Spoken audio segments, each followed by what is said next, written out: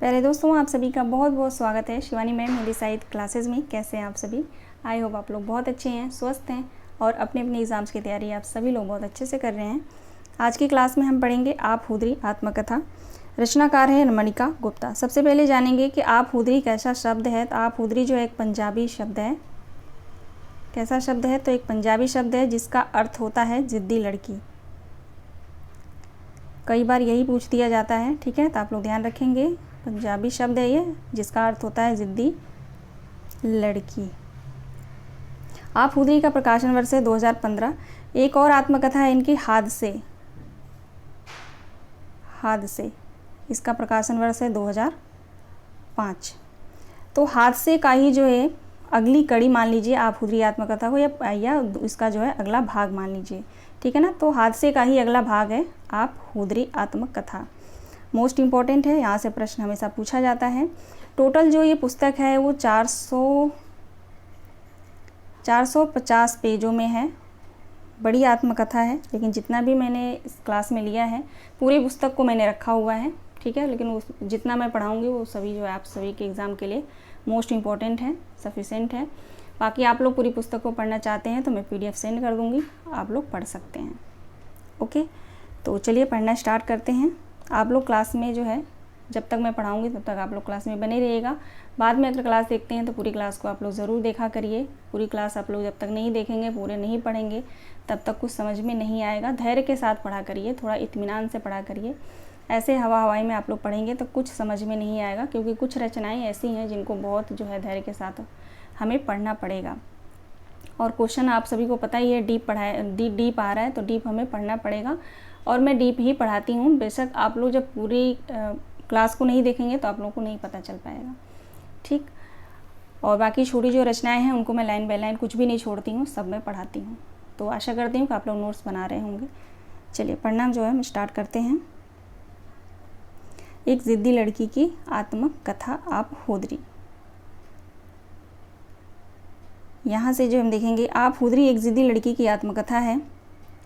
विविधता भरे अनुभवों की धनी रमणिका गुप्ता की आत्मकथा की यह दूसरी कड़ी आप हुदरी का बेहद पठनीय आत्मकथा है ना। दूसरी कड़ी है, दूसरा भाग कह लीजिए। उनकी आत्मकथा की पहली कड़ी हादसे से यह कई अर्थों में अलग है ना। हादसे इनकी पहली कड़ी मान सकते हैं और दूसरा कड़ी या दूसरा भाग जो है इनका आप हुदरी आत्मकथा है ना। आप हुदरी के भी दो भाग हैं, ठीक है ना। पता नहीं स्टार्टिंग में मैंने शायद नहीं बताया, आप हुदरी के भी दो भाग हैं। पहले भाग में भी कुछ शीर्षक लगे हुए हैं और दूसरे भाग में भी कुछ शीर्षक हैं, उनके नाम हैं, अभी हम देखेंगे आगे। चलिए आगे देखेंगे। यहाँ पे सच कहे तो यही है उनकी असल आत्मकथा, यानी हादसे को जो है असल आत्मकथा नहीं माना गया। सच कहे तो आप हुदरी को ही इनकी आत्मकथा माना गया है। यहाँ लेखिका का निजी जीवन, उनके संघर्ष का सच एक स्त्री की कसौटी पर उद्घाटित हुआ है। यहाँ एक सुदीर्घ जीवन की कहानी है जहाँ एक रचनाकार, सामाजिक कार्यकर्ता और राजनेता के रूप में रमणिका जी का धन्यवाद तक का जीवन बड़े रोचक ढंग से सामने आता है। दरअसल आत्मकथा लेखन के लिए जिस जरूरी हिम्मत और सच कहने की सलाहियत होती है वह रमणिका जी में कूट कूट कर भरी है। हिंदी में यह एक निर्भीक स्त्री के जीवन पर आधारित ऐसी आत्मकथा है जिसे पाठक एक रोचक उपन्यास की तरह पढ़ेंगे। उम्र के जिस दौर में लोग हाँफ कर बैठ जाते हैं, रमणिका जी 86 यानी 86 साल की उम्र में भी युवा रचनाकारों से ज़्यादा सक्रिय हैं। रमणिका जी की इस बेहद गोल्ड आत्मकथा को, है ना, इनकी आत्मकथा को गोल्ड भी कहा गया है, ठीक। गोल्ड आत्मकथा को पढ़कर कुछ और रचनाकार आत्मकथा लिखने की हिम्मत दिखाएं तो हमारा यह प्रयास सफल होगा। यह आत्मकथा बताती है कि जीवन किसे कहते हैं। आप हुदरी आत्मकथा, ठीक है। तो इसको आप लोग ध्यान रखिएगा, यहाँ से पूछा जा सकता है कोई भी लाइन उठा करके। यहाँ से जैसे हिंदी में यह एक निर्भीक स्त्री के जीवन पर आधारित ऐसी आत्मकथा जिसे पाठक एक रोचक उपन्यास की तरह पढ़ सकेंगे। पूछा जा सकता है कि किस आत्मकथा से लिया गया है ये पंक्ति, है ना। चलिए हम भूमिका पढ़ना स्टार्ट करेंगे।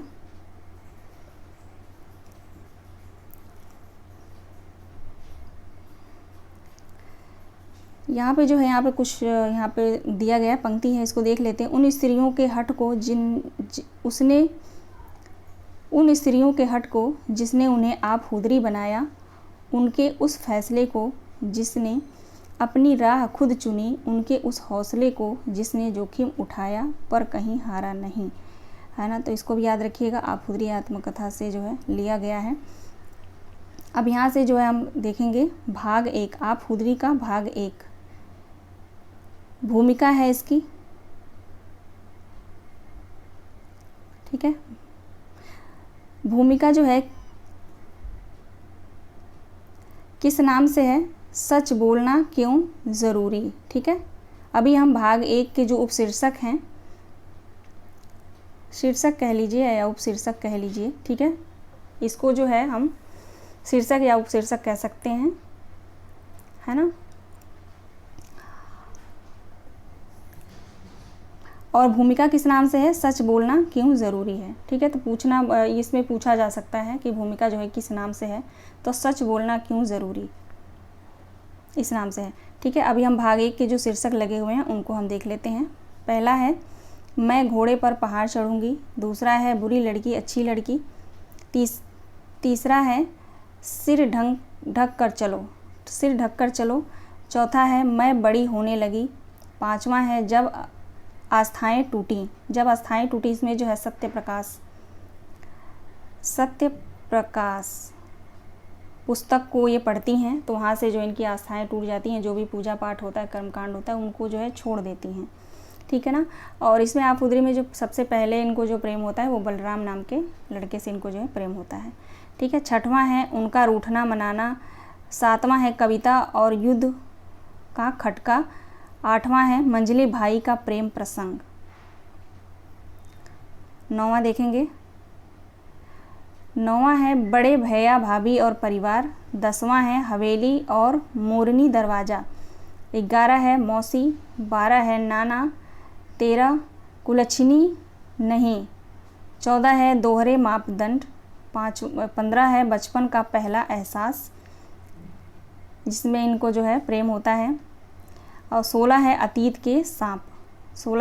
के सांप, 17 है कौतूहल, 18 अपराध बोध का बीज, 19 है गलत का एहसास, 20 है कोयटा में किस्से,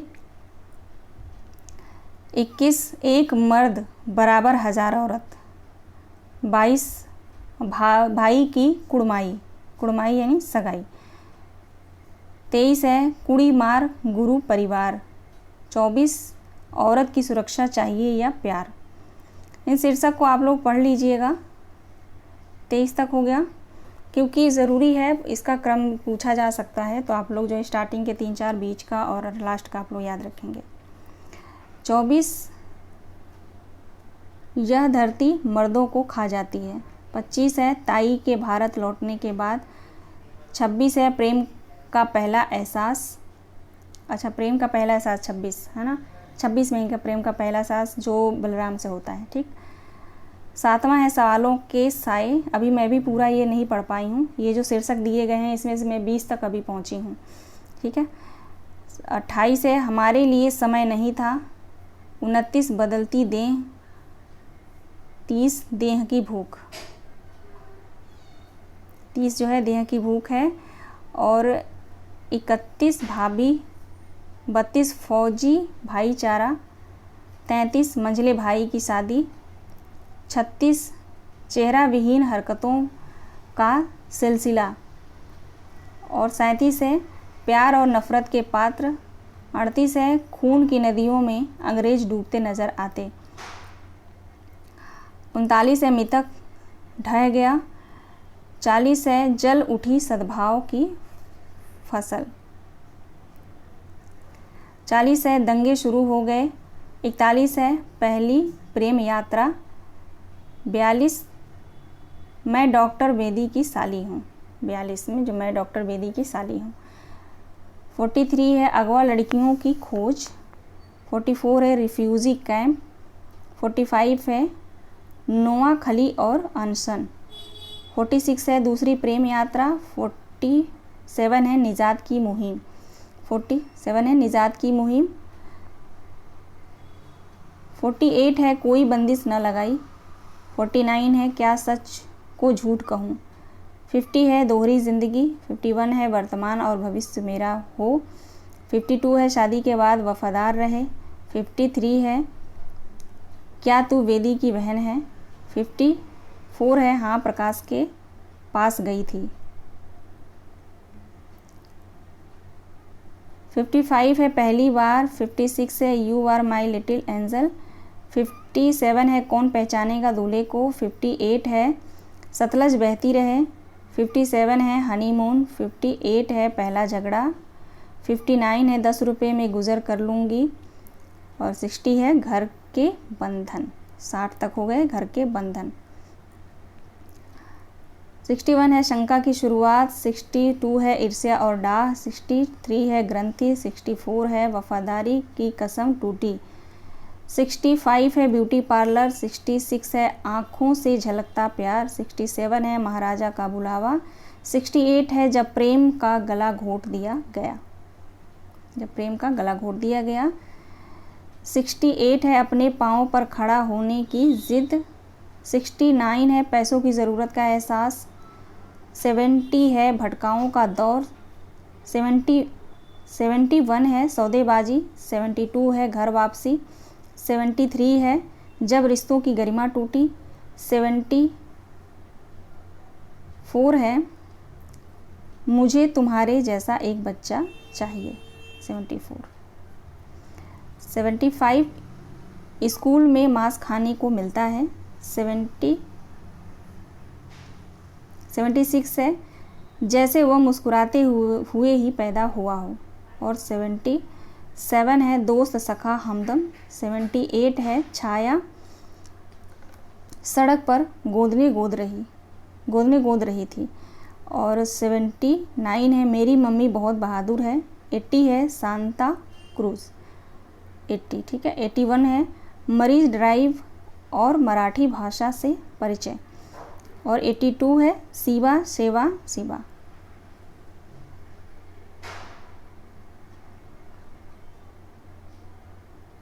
83 है मद्रास यात्रा। 84 है मद्रास। 84 है टोटल ठीक ना। 84 है 84 है या 87 है, मुझे काउंटिंग में थोड़ी सी गड़बड़ी लग रही है ना। एक बार रुकिए मैं पढ़ लूँ, यहाँ पे गलत बताने से अच्छा है कि एक बार मैं रिपीट कर लूँ, है ना।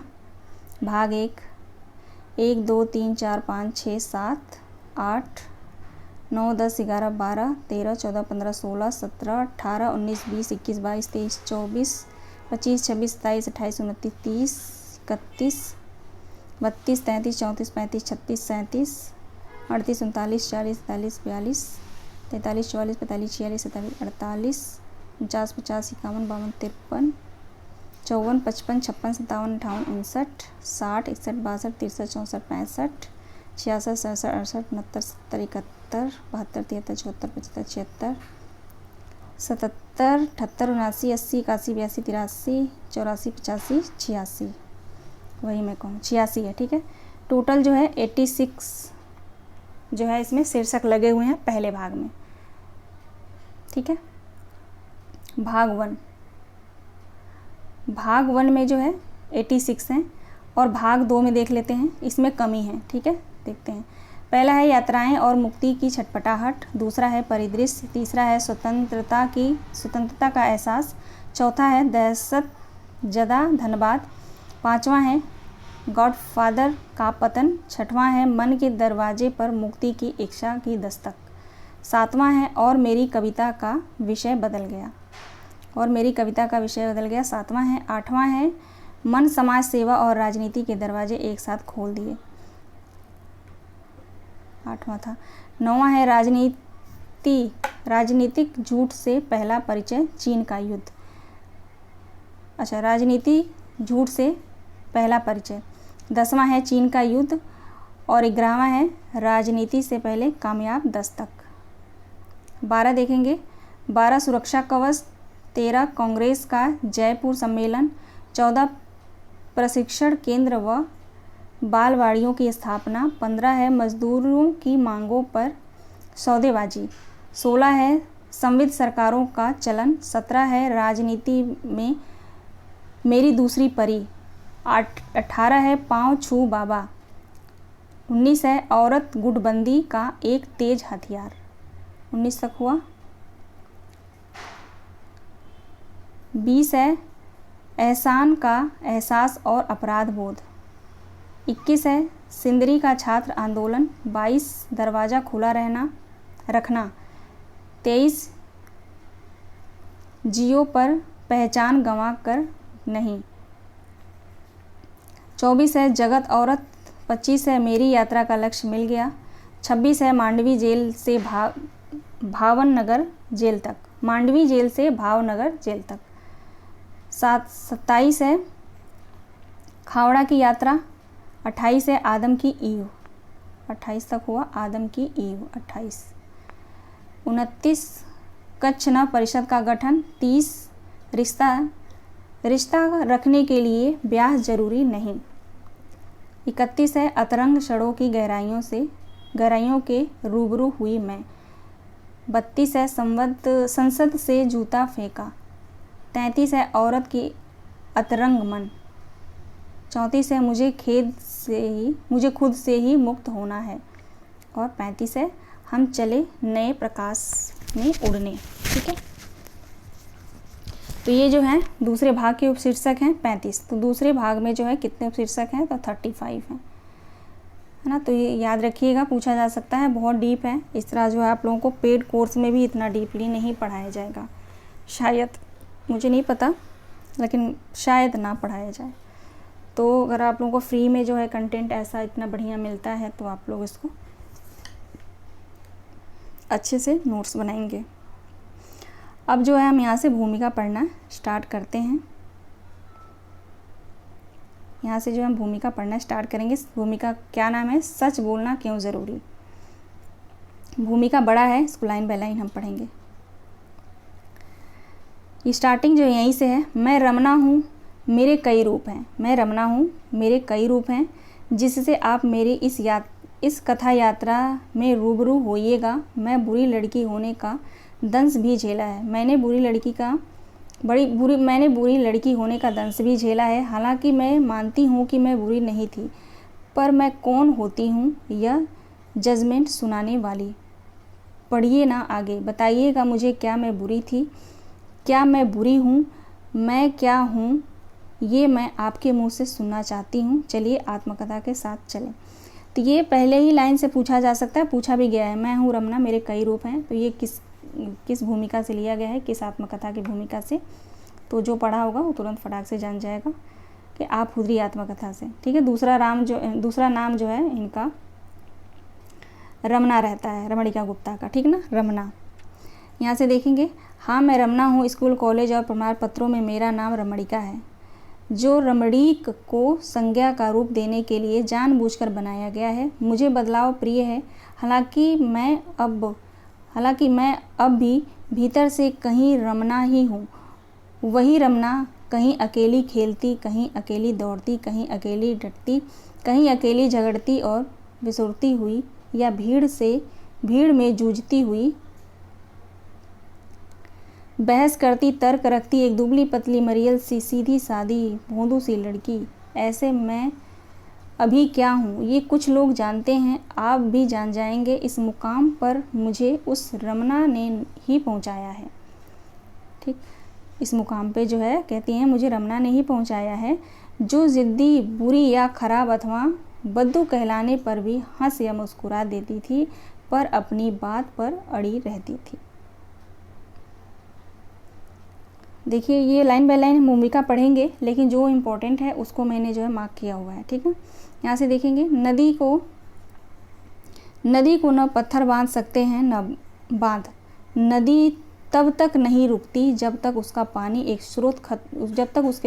स्रोत खत्म नहीं हो जाता, और मैंने अपने भीतर की स्त्री के स्रोत को कभी ख़त्म नहीं होने दिया। मोस्ट इम्पॉर्टेंट है ये जो है, मोस्ट इम्पॉर्टेंट है, पूछा गया है कई बार। इसको आप लोग अलग से लिख लीजिएगा। ठीक ना, आत्मकथा रमणिका गुप्ता की आत्मकथा आप हुदरी की भूमिका से जो है लिया गया है। ठीक है, आगे देखेंगे। चूँकि मैं उसे नदी मानती हूँ जिससे सब अपनी ज़िंदगी धोकर चले जाते हैं, पर वह सतत स्वच्छ आबाद गति से बहती रहती है, फिर भला मेरी यात्रा कैसे उन रूढ़ियों या बंधनों से बंधकर खुद को गंदला होने देती जिन्हें मैंने हमेशा नकारा और तोड़ा। मैं कितना नकार पाई, कैसे नकारा, वह सही था या गलत, ये आप बताइए। तो यहाँ से लेकर यहाँ तक मोस्ट इम्पॉर्टेंट है, लेकिन यहाँ तक भी आप लोग पढ़िएगा क्योंकि ऊपर की लाइन जो है कई बार पूछा गया है, क्या पता अगले बार ये पूछा जाए। आगे यहाँ से देखेंगे। जब लड़की बड़ी होती है तो लड़की की जमात बड़ी होती है, केवल उसका व्यक्तित्व नहीं। तो ये भी मोस्ट इम्पॉर्टेंट है, ठीक ना, ये भी जो है मोस्ट इम्पॉर्टेंट है। उसके साथ साथ उसके संस्कार, ग्रंथियाँ, भय और संकल्प भी बड़े होते हैं और कभी कभी लड़की इन सबसे आगे बढ़ जाती है। मैं आगे बढ़ने के लिए दौड़ी या दौड़ने के लिए दौड़ी, ये घटनाएं बताएंगी जिनमें मैं घटती रही या जिन्हें मैं उलांघती गई। दरअसल हर चीज़ पाने के लिए एक हट ज़रूरी होता है। थोड़ा भी हट करता है तो घोड़ा भी हट करता है और मनुष्य भी, थोड़ा नहीं यहाँ पे घोड़ा है, ठीक है, घोड़ा भी हट करता है और मनुष्य भी। मैं या मेरी स्त्री कितना अड़ पाई, यह यच प्रश्न है। शायद समय का अंतराल उत्तर दे दे। अभी तो स्त्री की यात्रा बहुत बाकी है। ये भी मोस्ट इम्पॉर्टेंट है लाइन। यहाँ से देखेंगे। आस्थाएं शाश्वत नहीं होती, मेरी आस्थाएं भी बदली और एक दिन वे आस्था न रहकर तर्क बन गई। तर्क संगत होना ही सही है, उचित अनुचित क्या है मैंने इसकी चिंता नहीं की, ये मेरा काम नहीं। तर्क क्या कहता है, क्या निष्कर्ष निकलता है, उसे कार्यान्वित करना मैंने ज़्यादा ज़रूरी समझा, शायद सही भी। तर्क ने मुझे अमल करने की राह दिखाई। कहती हैं तर्क ने मुझे अमल करने की राह दिखाई। मैं कहाँ तक खरी उतरी उसका निर्धारण अभी तक की निर्धारित कसौटियों पर नहीं किया जा सकता, चूँकि मैंने तो कसौटियाँ ही बदल दी थीं। तो मोस्ट इम्पॉर्टेंट ये लाइन है, इसको भी आप लोग याद रखिएगा, ठीक है ना। यहाँ से तर्क ने मुझे अमल करने की राह दिखाई, ठीक ना, यहाँ से लेकर यहाँ तक। आगे देखिए। मैं सफल हुई या नहीं यह मेरे लिए महत्वपूर्ण नहीं, मैंने निष्ठापूर्वक प्रयास किया, मेरे लिए यह महत्व रखता है। कसौटियाँ शाश्वत होती हैं, यही मेरा तर्क था, यही मेरी मान्यता थी। अब यहाँ से देखिए। कहती हैं कि अनुभवों की विरासत मेरे पास है, जो मेरे और मेरे परिवार के साथ साथ मेरे युग, मेरे देश और मेरी दुनिया की विरासत है। मोस्ट इम्पॉर्टेंट है ये पंक्ति, ठीक है ना। भूमिका से ही देखिए, अभी तक भूमिका से ही प्रश्न को पूछा गया है, ठीक ना। आगे है कि जिनके निष्कर्ष शाश्वत नहीं सापेक्षिक हैं, आप अपने अपने सापेक्ष ढूंढ सकते हैं, रच सकते हैं, अपने अपने दृष्टिकोण और मानसिकता के अनुसार नए निष्कर्ष निकाल सकते हैं। इसके लिए आप आज़ाद हैं, लेकिन याद रखिए नियम, कानून, दायरे और समाज, यहाँ तक कि देश और दुनिया के केंद्र में मनुष्य ही है। मोस्ट इम्पॉर्टेंट है ना ये लाइन, इसको आप लोग याद रखिए। जो मुझे पढ़ के लगा मोस्ट इम्पॉर्टेंट है उसको मैंने हाईलाइट किया है ना। चलिए आगे पढ़ेंगे। सब कुछ मनुष्य के लिए ही है, इनके लिए मनुष्य न तो बना है न ही बनेगा, इसलिए निष्कर्ष निकालते समय याद रहे कि आप पहले मनुष्य हैं। मनुष्य की कसौटी मानवता है, यहाँ से देखिएगा। मनुष्य की कसौटी मानवता है, न कि समाज के नियम या कानून। उन्हें तो मनुष्य ही बनाता है, मनुष्य ही बदलता है। मैं सदैव ऐसा ही मनुष्य बनने के प्रयास में रही। अपनी पीढ़ी से भी मैंने यही अपेक्षा की। यहाँ से लेकर यहाँ तक मोस्ट इम्पॉर्टेंट है, इसको आप लोग लिख लीजिएगा। आगे है, यहाँ देखेंगे। परिवार में प्रेम प्रसंगों के बहुरंगे सिलसिले किसी में भी प्यार की ललक पैदा कर देते हैं, पर प्यार व्यक्तिगत न होकर सामाजिक अधिक बन जाता है। मोस्ट इम्पॉर्टेंट है, प्यार व्यक्तिगत न बनकर सामाजिक बन जाता है। यहाँ तक मोस्ट इम्पॉर्टेंट, जो ग्रीन मैंने मार्क किया हुआ है, ठीक। आगे देखेंगे। दूसरे के प्यार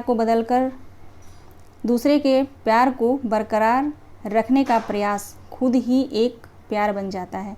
प्यार की ललक समाज के प्यार की भूख से जुड़ जाती है। इस ललक ने आज तक मेरा पीछा नहीं छोड़ा। यह ललक फूहड़ कभी नहीं रही, चूँकि प्यार से जुड़ी ललक फूहड़ नहीं होती, लेकिन समाज प्यार में बाधक बन खड़ा होने को ही अभिशप्त रहता है। बिल्कुल यही शुरू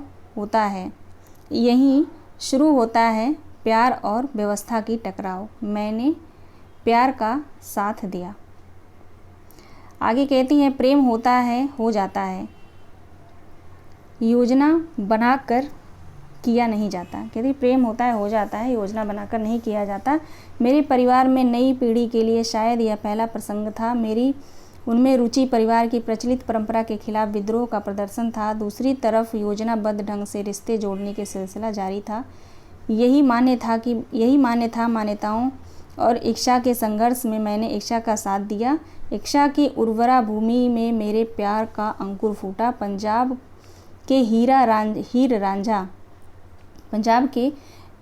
हीर रांझा की कथा को सुना था। अपने घर में उसे घटते देखकर मैं रोमांचित हो उठी थी। इस रोमांच और रोमांस के आगे आने वाले जीवन को कितना प्रभावित किया, यह भी भविष्य में ही कैद था। यहाँ से देखेंगे, जीवन के वर्तमान में ही भविष्य की नींव पड़ती है। मेरे अवचेतन में वर्तमान मेरा भविष्य लिख रहा था। ये देखिए मोस्ट इम्पॉर्टेंट है, ठीक है ना। जीवन के वर्तमान में ही भविष्य की नींव पड़ती है। मेरे अवचेतन में वर्तमान मेरा भविष्य लिख रहा था। ठीक, मोस्ट इम्पॉर्टेंट है ये। आगे देखेंगे, मेरे भीतर घुटी अपराधी सी मेरी इच्छाएं एडवेंचर कथाओं को जन्म दे रही थी। मेरे सपनों में राजकुमारों, नाइटों, योद्धाओं, जिन्नों व शहजादों की कथाएं जन्मती मरती, परवान चढ़ती और शहीद होती थीं। मैं अभिनय और नृत्य के जरिए खुद को अभिव्यक्त करने की ललायत विभिन्न पात्रों को अपने नृत्य की भंगिमाओं में जीने लगी थी। उस खूसट आर्य समाजी मास्टर से घृणा एक जिन्न का रूप खड़ा करती थी। मेरे भीतर कोई शहजादा, राजकुमार या नाइट बसता था, जो मेरे भीतर बैठी एक डरी सी लड़की को मुक्त दिलाने के लिए सदैव तत्पर रहता था। मेरे कानों में राजकुमार की आहट अनवरत गूंजती थी। पता नहीं क्यों एक अतरंग साथी बनकर एक पुरुष मेरी मदद में आ जाता है, जबकि पुरुष से ही शस्त्र थी मैं। आगे कहती हैं, एक ओर थी मेरे अंतर की मैं और दूसरी ओर थी मेरी बाह्य मैं। मेरी बाह्य रूप वाचाल हमेशा बहस करता, तर्क करता, हंसता, मजाक करता, किसी भी हद तक जाने को तैयार। वह न राजकुमार का इंतज़ार करता, न शहजादे या नाइट, या खुद को बचाने की भूमिका अदा करने के लिए सदैव तत्पर संकल्पित।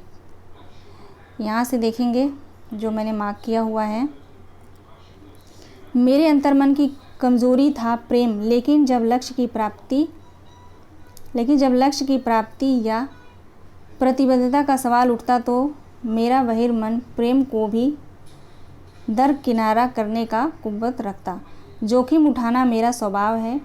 एडवेंचर का जज्बा लेकर रोमांस हेतु नहीं, किसी उद्देश्य की पूर्ति के लिए सदैव हाजिर रहता है। तो यहाँ से लेकर यहाँ तक ये पंक्ति भी मोस्ट इम्पोर्टेंट है, इसको याद रखेंगे, आप लोग लिख लेंगे। इसको भी देखते हैं। प्रेम की तरह ही घृणा मनुष्य के स्वभाव का अनिवार्य भाव है, जो असुरक्षा और भय से पैदा होता है। यह ईर्ष्या और बदले की भावना से परवान चढ़ता है। सभ्यता, है ना, ये भी इम्पोर्टेंट लग रहा है मुझे, यहाँ तक आप लोग इसको लिख लेंगे। सभ्यता के विकास ने ही समाज को घृणा करना सिखाया है।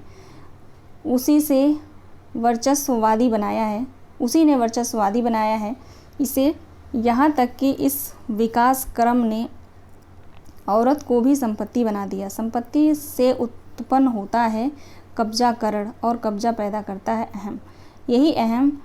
यही दर्प दूसरे को छोटा मानता है और खुद को बड़ा। सभ्यता के विकास की सीढ़ियाँ दनादन चढ़ते हुए पुरुष समाज का सिरमौर बन बैठा, विधाता बन बैठा, वह बन गया सुपरमैन। जो किसी भी कमज़ोर से घृणा करता है, किसी भी कमज़ोर को ज़िंदा रखने के पक्ष में नहीं। ऐसे ही पुरुष प्रधान समाज ने लिंग, रंग और जन्म के आधार पर घृणा और भेदभाव के बीज बोए।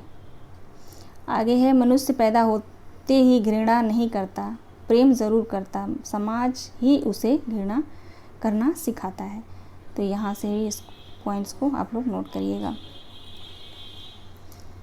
आगे कहती हैं कि मैंने बेहद प्रेम किया, घृणा के रूबरू हुई, पर घृणा मुझ पर देर तक हावी न हो सकी। इसलिए शायद मैं प्रेम को व्यष्टि से समष्टि में बदलने में कामयाब रही। प्रेम जब समूह के स्तर तक फैल जाता है तो विराट बन जाता है, उसके सामने व्यक्तिगत प्रेम बौना हो जाता है। विश्वास स्वयं विराटता की एक ज़रूरी शर्त बन जाता है। तर्क प्रश्न करता है, प्रश्न का उत्तर विश्वास को जन्म देता है। दोनों का अन्योन्याश्रित रिश्ता है। मैंने तर्क और विश्वास को जिया है, इसलिए जब जब विश्वास टूटा मुझे धक्का लगा, मुझे लगा मेरा तर्क हारा। मोस्ट इम्पॉर्टेंट है ये पंक्ति, मुझे लगा मेरा तर्क हारा, फिर भी मैंने न तो तर्क छोड़ा न विश्वास, है ना।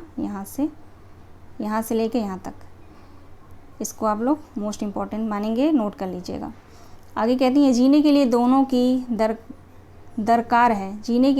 दरकार है। विश्वास खो जाने का अर्थ है जीने का अर्थ खो देना, यानी मृत्यु तर्कहीन हो जाने का अर्थ है जीवन जीना छोड़ देना, अर्थात जीवित लाश बन जाना। तर्क शंकाओं का समाधान करके विश्वास पैदा करता है, तो विश्वास उम्मीद को जन्म देता है। ये भी सही है। तर्क शंकाओं का समाधान करके विश्वास पैदा करता है, तो विश्वास उम्मीद को जन्म देता है। ये भी मोस्ट इम्पॉर्टेंट पंक्ति है आफूदरी से, ठीक है, आफूदरी की भूमिका से। मैंने उम्मीद कभी नहीं छोड़ी, इसलिए बार बार परास्त होकर भी उठ खड़ी हुई। यही बार बार उठ जाना ही तो वह उत्साह उल्लास है जो जीने की इच्छा जगाता है। यह भी कह सकते हैं कि जीने की इच्छा ही बार बार गिरने पर फिर से उठने की ललक बनाए रखती है। सच कहने का हौसला भी मुझे मेरी जीने की इच्छा से ही मिला। मैंने हर पल को जिया, मैंने यादों को सीखा है जिंदा रखना, यादों को भी जिया है मैंने। उसके लिए ज़रूरी है सच कहने की हिम्मत और कुव्वत। यहाँ तक, ठीक है। सच जितना कटु होता है उतना ही बड़ा होता है, जितना बड़ा सच होता है उतनी ही लंबी और प्रभावकारी उसकी अनुगुंज होती है। मोस्ट इम्पॉर्टेंट है ये पंक्ति, इसको भी याद रखेंगे आप लोग। यहाँ से देखेंगे, सत्य जितना सपाट और स्पष्ट होता है उतना ही बड़ा रहस्य छिपा होता है उसके भीतर।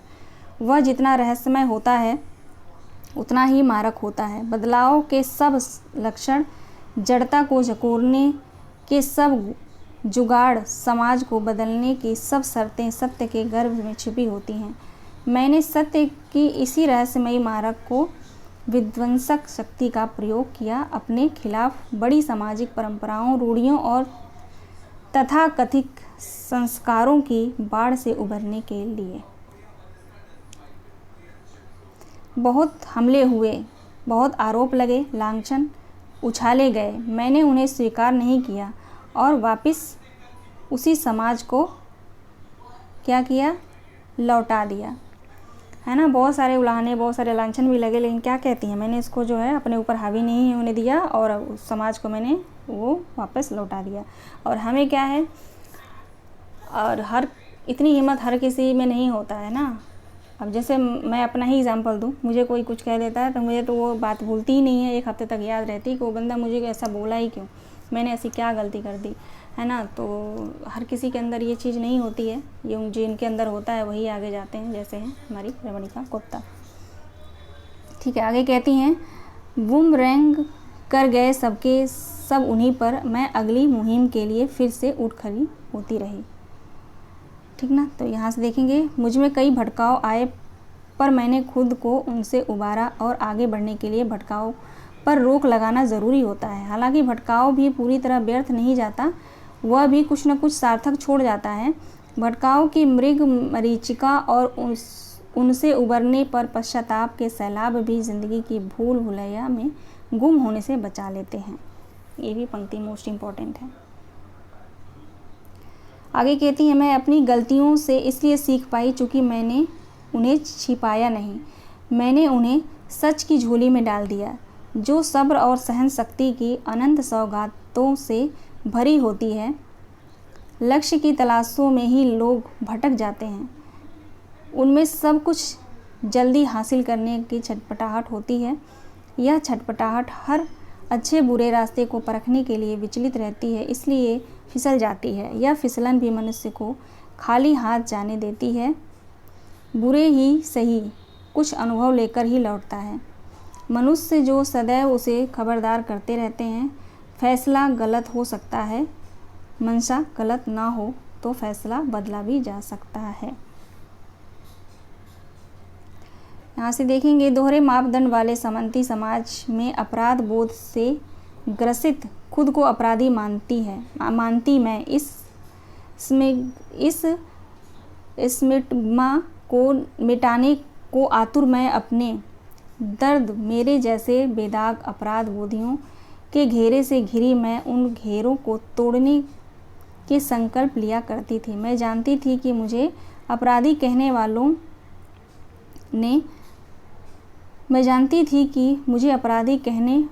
ने ही मुझे अपराधी बनाया है।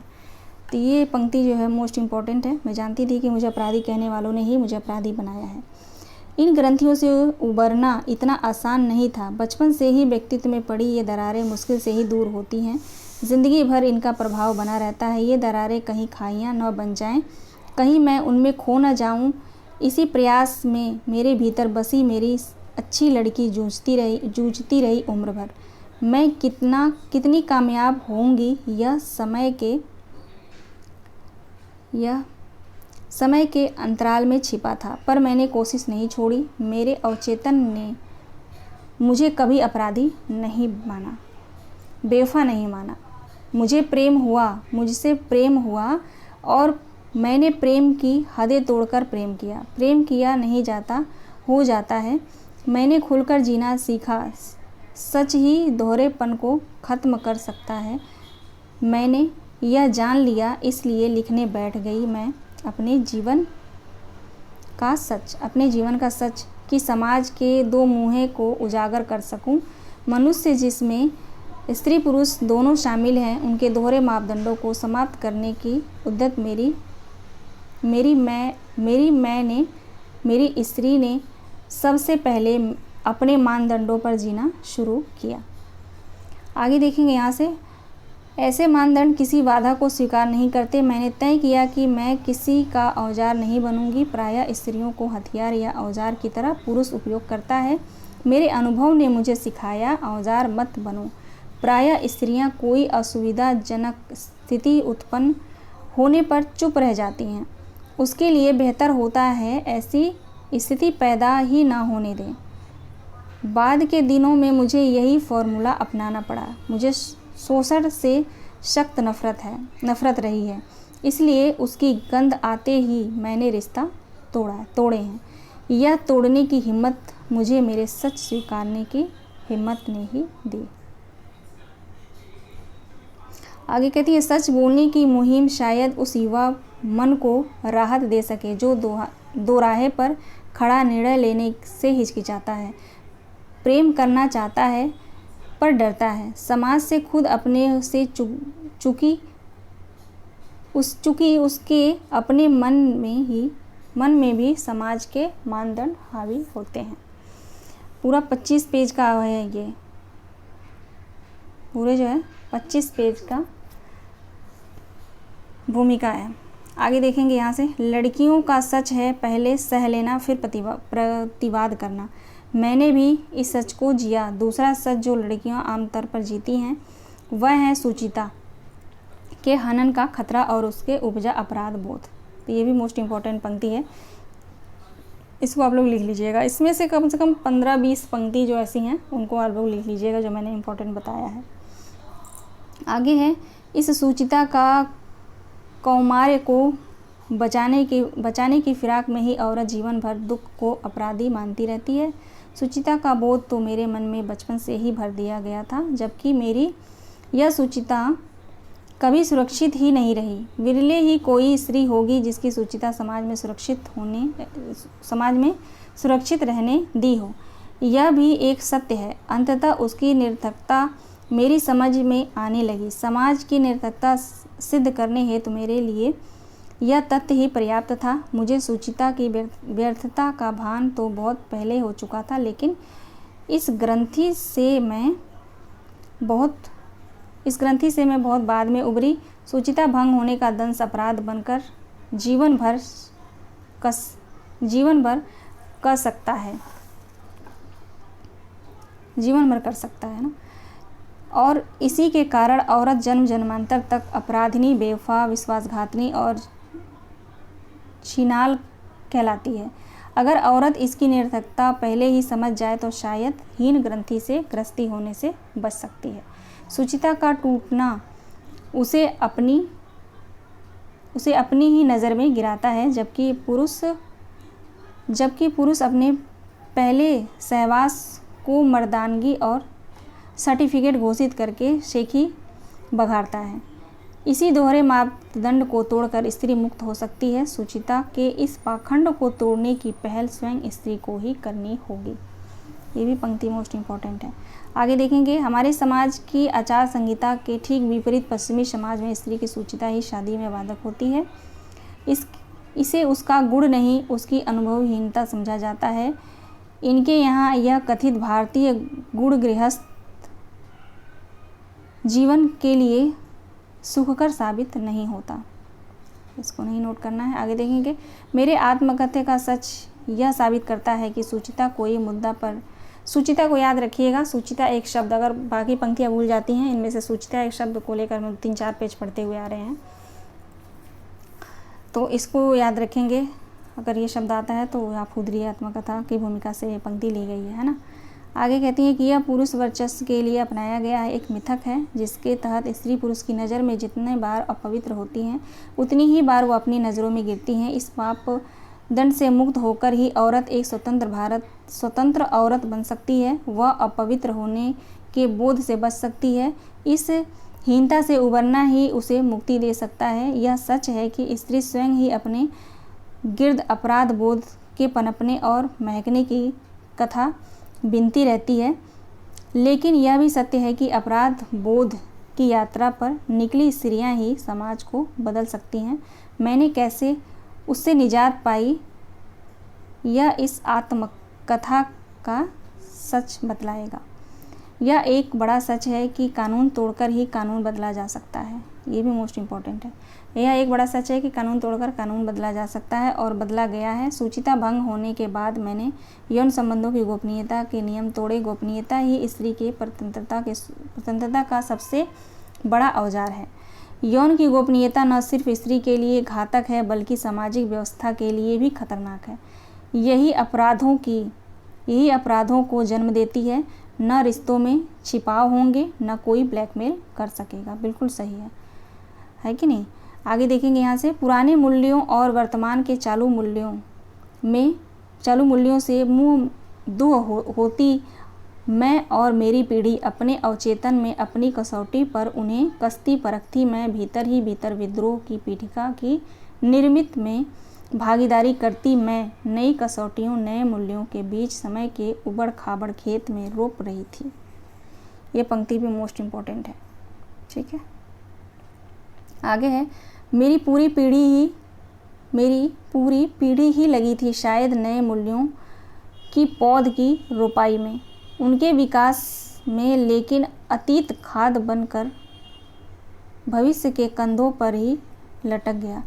आज तक समाज ढो रहा है सामंती कसौटियाँ। भविष्य के बाजार में उन्हें बिकाऊ माल की तरह प्रस्तुत करने में वह कोई कोर कसर नहीं छोड़ रहा। सामंती युग की ये कसौटियाँ आज भी बाजार में बिक रही हैं। सुविधावादी मूल्य तब तक कायम थे, आज भी कायम हैं। इन मूल्यों को चुनौती देती और पीढ़ी उन्हीं मूल्यों का शिकार भी हो रही है। मैं भी किस हद तक इनका शिकार बनी और इनके खिलाफ कितनी हद तक लड़ने में कामयाब रही, यह इस आत्मकथा का मेरा सच बताएगा। मैंने अपने और अपनी पीढ़ी के सच को आज की नज़रों से बयां करने का प्रयास किया है। मैं कितना सफल हूँ यह समय बताएगा। मैं यह ज़रूर दावे के साथ कह सकती हूँ कि मैं हारी नहीं, मैंने कभी हार नहीं मानी, नहीं, क्योंकि मैं समझती हूँ कि हारना मेरी नियति नहीं है। ये भी मोस्ट इम्पॉर्टेंट पंक्ति है लास्ट की, ठीक है। यहाँ से आगे देखिए, आगे कहती हैं, औरत की नियति ही हार कर बैठ जाना नहीं, गिर कर फिर उठना है और संघर्ष करते हुए आगे बढ़ना है। ये भी मोस्ट इम्पॉर्टेंट है, ठीक है ना। आगे देखिए, कहती है कि मैं मूलतः एक कवि हूँ। गद्य लेखन मैंने बहुत देर से शुरू किया। 1978 में मैं बहुत बीमार हो गई थी। रांची अस्पताल में मेरा 2 बार ऑपरेशन हुआ, जहाँ हजारीबाग के एक उभरते युवा कवि भारत यायावर मेरी देखभाल के लिए अस्पताल में मेरे साथ रहे। उन्होंने हजारीबाग के लेखकों को जुटाकर मेरे घर पर एक नियमित रूप से गोष्ठियां करवाने की योजना को कार्यान्वित किया। बीमारी के दिनों में कोयला खदानों की 2 महिला कामगार भी मेरे पास ऐसी देखभाल को आ गई। मजदूर साथी तो हर रोज़ कोयलरियों से आगे मेरी खबरसार ले जाया करते थे और अस्पताल का ज़रूरी खर्चा जमा कर जाते थे। उन्हीं दिनों भारत यायावर के 3 मोटे रजिस्टरों में मेरी डायरियों से सभी कविताएं खोज कर दर्ज करा दी। उन्होंने ही कहा था कि जिनके लिए आप इतना संघर्ष कर रही हैं, आप उन पर क्यों नहीं लिखती। कितनी कहानियाँ मिल जाएंगी आपको इनके जीवन संघर्ष की। उन्हीं की प्रेरणा से मैंने पर्वतीय कहानी वहीं अस्पताल में लिखी। कौन सी कहानी लिखा इन्होंने अस्पताल में? हजारीबाग अस्पताल में, तो पर्वतीय, ठीक है, पर्वतीय कहानी। इसे आप लोग याद रखिएगा। आगे कहती हैं कि मैंने भारत यायावर को, किसके प्रेरणा से, जो है भारत यायावर के प्रेरणा से, ठीक है। कहती है मैंने भारत यायावर को सदैव अपना गुरु माना है। किसको गुरु मानती हैं? तो भारत यायावर को, है ना। वे हमेशा मेरे लेखन को प्रोत्साहित ही नहीं करते थे, उन्हें दिशा भी देते थे। कविता मेरे जीवन का हिस्सा थी। उसे जन्म लाने का काम, पत्रिकाओं तक पहुंचाने का काम शुरू में भारत यायावर ने ही किया। तब लोग जानने लगे कि मैं राजनैतिक ही नहीं, कवि भी हूँ। आगे कहती हैं कि मेरी विद्रोही स्वभाव मुझे राजनीति की तरफ ले गया था, ताकि मैं व्यवस्था के खिलाफ लड़ सकूं, उसे बदल सकूं। संवेदना के ओतप्रोत मेरा मन मुझे ले गया। सृजनात्मक कार्यक्रमों और साहित्य की ओर की कुछ रच दूं, सिरजा दूं। कई संस्थाओं के निर्माण से मैंने समाज को कारगर हस्तक्षेप करने के लिए तैयार किया। तो साहित्य के माध्यम से दृष्टिकोण बदलने का अभ्यास। दरअसल मेरे लिए ये 2 रास्ते नहीं थे, एक ही रास्ते के 2 छोर थे। ये देखिए, ये पॉइंट इम्पोर्टेंट है, ठीक है। दरअसल मेरे लिए 2 रास्ते नहीं थे, एक ही रास्ते के 2 छोर थे, ठीक है। एक आदि यानी प्रस्थान बिंदु, तो दूसरा अंत यानी मंजिल। एक मुहिम, आंदोलन या एक राह के लिए दोनों का होना ज़रूरी होता है। शुरुआत ही नहीं होगी तो लक्ष्य पर कैसे पहुंचेगा कोई। मेरी रुचि, मेरा स्वभाव और मेरी प्रकृति भी इस राह पर ले जाने के कारक ही रही है। अंतर केवल यही है कि अब राजनीति ने साहित्य की डगर पकड़ ली है और साहित्य ने राजनीतिक दिशा। स्वाभाविक है, भटकाव की कोई गुंजाइश ही नहीं बची थी। मेरी योजनाओं की महायात्रा है, जिसे संघर्ष ने गति दी और हादसों ने 2 कदम पीछे हटकर पुनः प्रयाण की प्रेरणा का। योजना संघर्षों ने कभी मुझे थकने नहीं दिया, तरीका बदलना ज़रूर सिखाया। तो मोस्ट इम्पॉर्टेंट नहीं है ये, लेकिन हम पढ़ लेते हैं इसको, है ना। मेरे अनुभव कलम की नोक पर सवार हो पन्नों पर उतरने लगे। पहले यदा कदा लिखती थी, मूड आने पर लिखती थी, बस केवल कविताएं जो संघर्ष के दौरान बलातू मुझ पर तरी हो जाती थी। दूसरी ओर दिल का दौरा पड़ने पर मुझे भय हो गया कि शायद मैं बचूंगी नहीं। अपनी रचनाओं को, गीतों को बिना सुनाए बिना गाए ही मैं चल दूंगी, जिसका मुझे बड़ा मलाल हो रहा था। मैं दिल का ऑपरेशन करवाने दिल्ली आ गई। मेरा दिल के ऑपरेशन के बाद गोल ब्लैडर का ऑपरेशन होना था। उसी दौरान में मैंने डॉक्टर रामविलास शर्मा जी से मिलने की ठानी। रामविलास शर्मा से मिली थी, ठीक है, मिलने की ठानी, ताकि अपना रचना संसार उन्हें दिखाकर उनसे दिशा ले सकूं, ताकि अपना जो है रचना संसार उन्हें दिखाकर उनसे दिशा ले सकूं।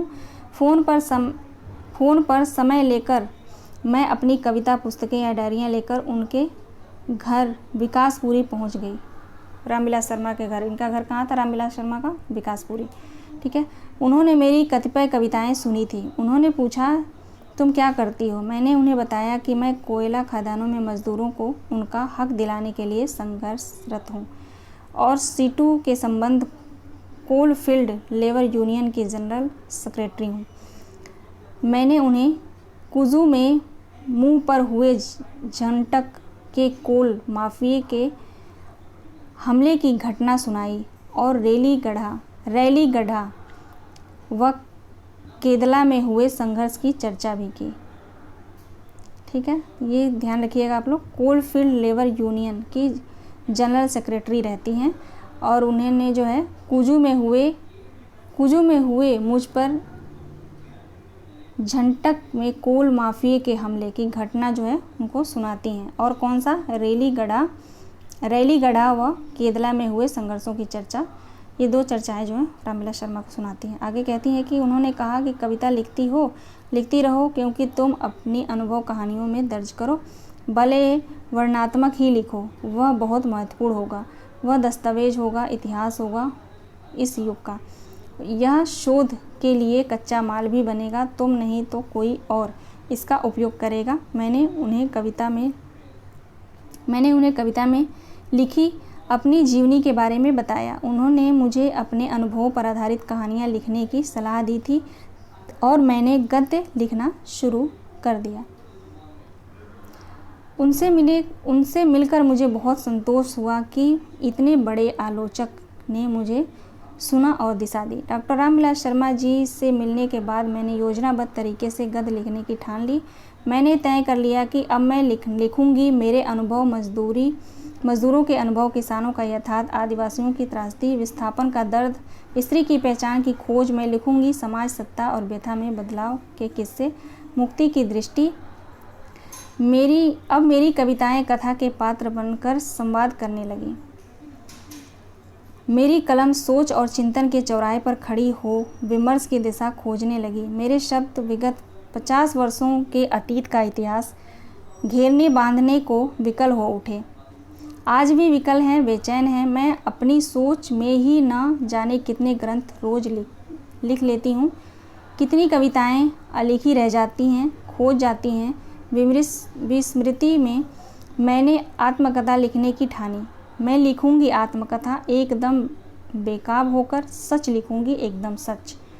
अपनी गलतियों को भी स्वीकारूंगी और उन पर चोट भी करूंगी। इतनी लंबी जिंदगी है मेरी, हाँ सारी ज़िंदगी का लेखा जोखा करूंगी मैं। बिल्कुल किया है ना। मैंने आत्मकथा के साथ साथ उपन्यास भी लिखना शुरू कर दिए थे। उनकी प्रेरणा से मैंने सीता और मौसी 2 उपन्यास लिखे, ठीक है। उपन्यास इन्होंने क्या लिखा? सीता और मौसी 2 उपन्यास इन्होंने लिखा था, जो जंगल और कोयला खदानों की आदिवासी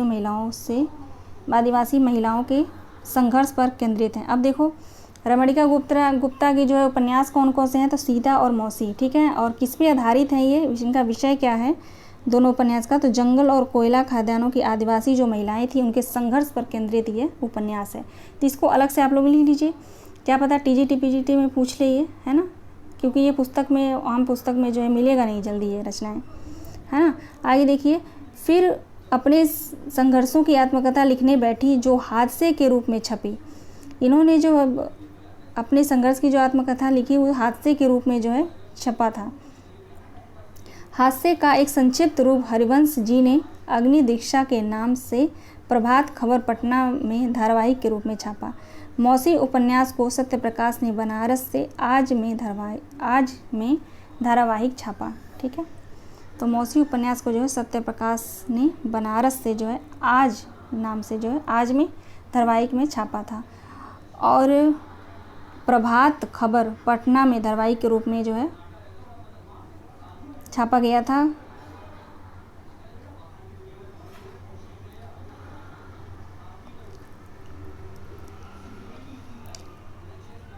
एक मिनट रुक जाइए।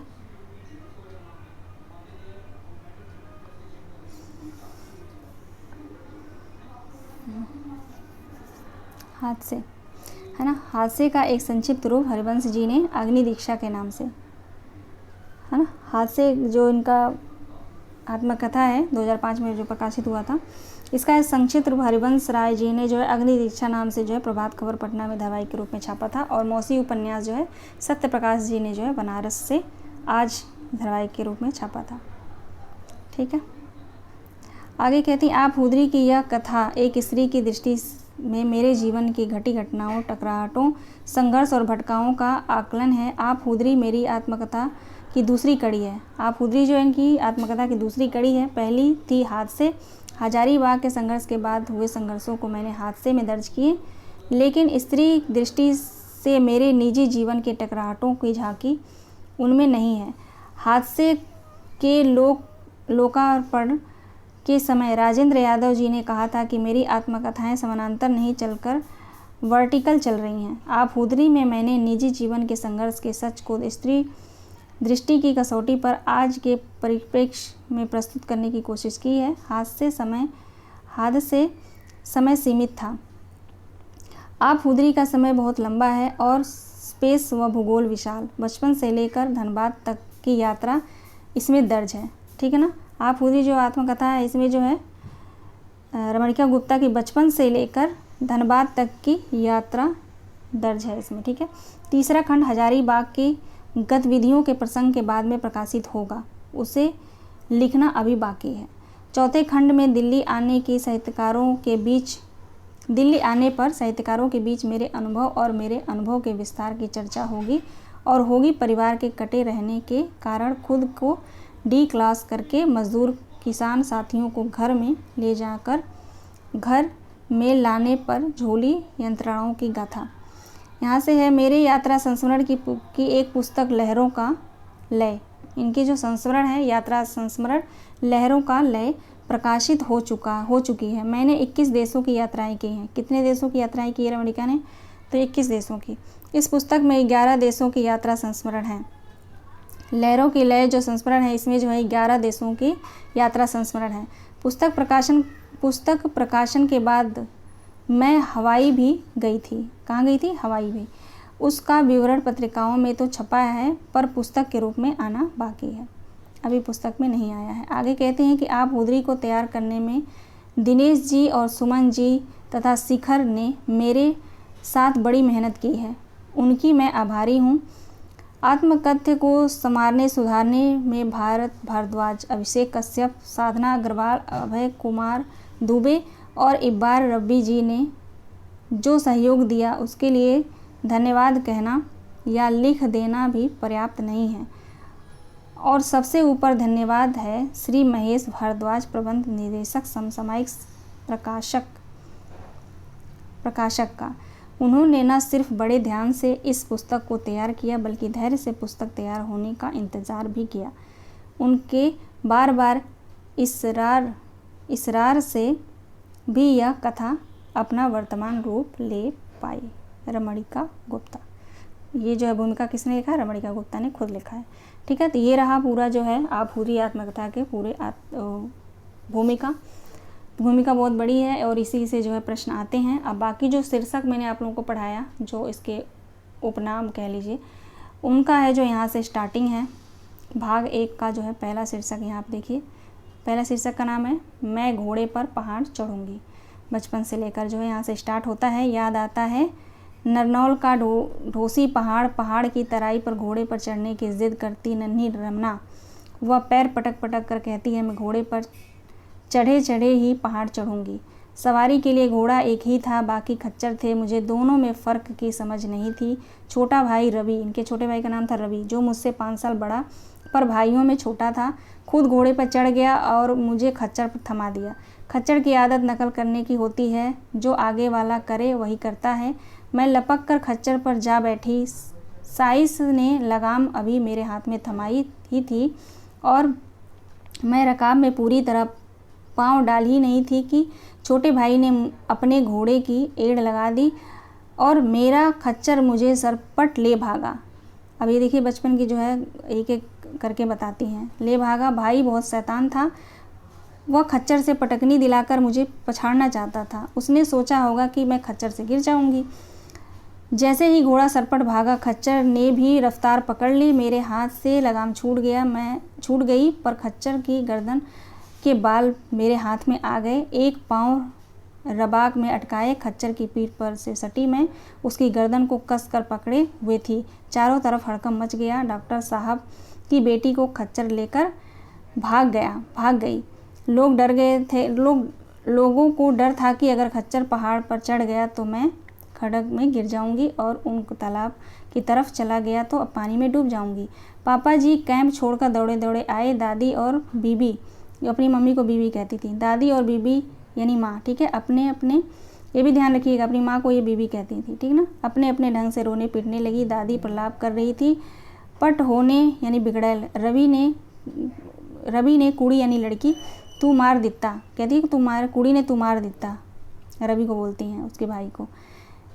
नी मेरी गंडा कोटा दी रानिये यानी महलों और दुर्गों की रानी। नी मेरी घोड़े चढ़न वालिये, रुक जानी खचरे, समना नु खाने पति को खाने वाली, है ना। तो ये देखिए बचपन से लेकर यहाँ तक बताती हैं। यहाँ तक है पूरा, ये पूरा यहाँ तक है, ठीक है। उसके बाद से दूसरा यहाँ से स्टार्ट होता है बुरी लड़की की अच्छी लड़की। यहाँ पे है जो वह बुरी लड़की है ना। ये पूरे जो है 87 है, 86 है पूरा, मैंने आप लोगों को पढ़ाया, पहले ही बताया था।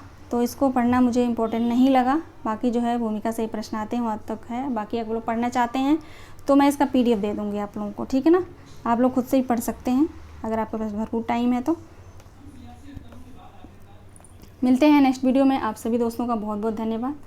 Thank you so much. Class को लाइक आप लोग ज़रूर कर दीजिएगा, अपने दोस्तों में आप लोग शेयर भी कर दीजिएगा।